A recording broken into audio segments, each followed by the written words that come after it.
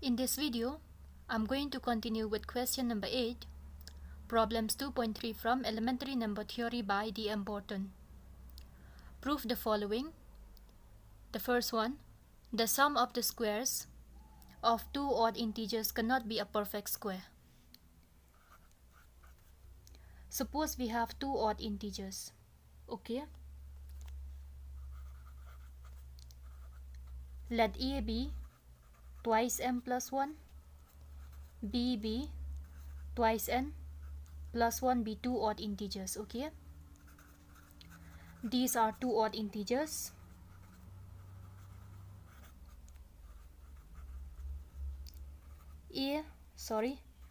M and n are integers, okay?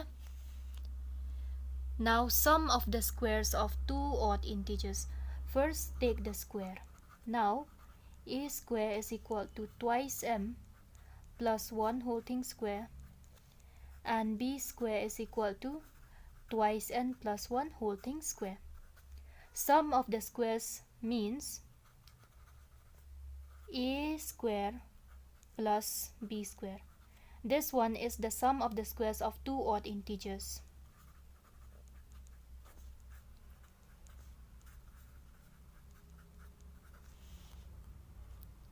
Now apply the formula. A plus b whole thing square, we have 4m square plus 4m plus 1 plus 4n square plus 4n plus 1. Okay, from here we have 4m square plus n square plus 4m plus n plus 2. Okay.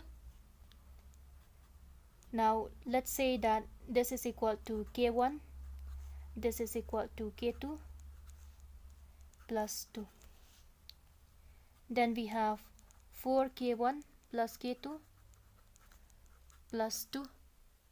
Now we take common. From there we have 2 into 2 k1 plus k2 plus 1.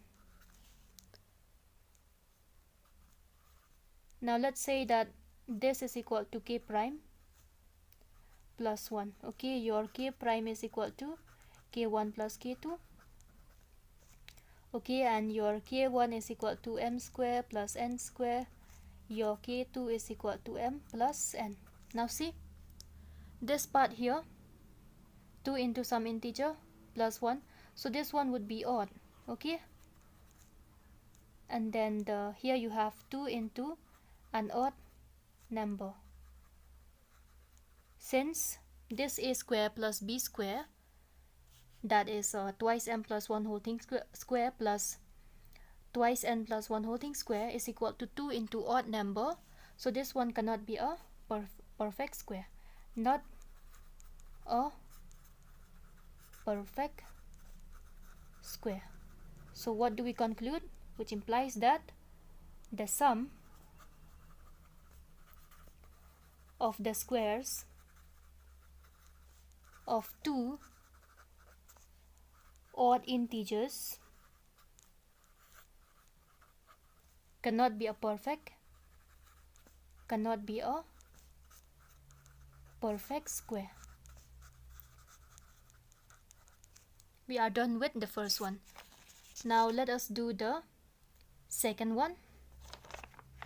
Okay, the product of four consecutive integers is 1 less than a perfect square.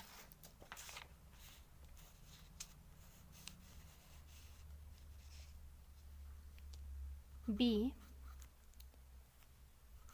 we have four consecutive integers. Let n plus 1, n plus 2 and n plus 3 be four consecutive integers. These are your four consecutive integers. We have to show that the product of these four consecutive integers is less than a perfect square. Now, okay, n into n plus 1 into n plus 2 into n plus 3, you can write this one as n into n plus 3. Okay, multiply n with n plus 3, and then n plus 1 with n plus 2. So see, what do we have from here? Okay, here we have n square plus 3n, and here we have n square plus 3n plus 2. Okay, next what you do, n square plus 3n. From here you can do this one as 3n plus 1 plus 1. Now what you do, you let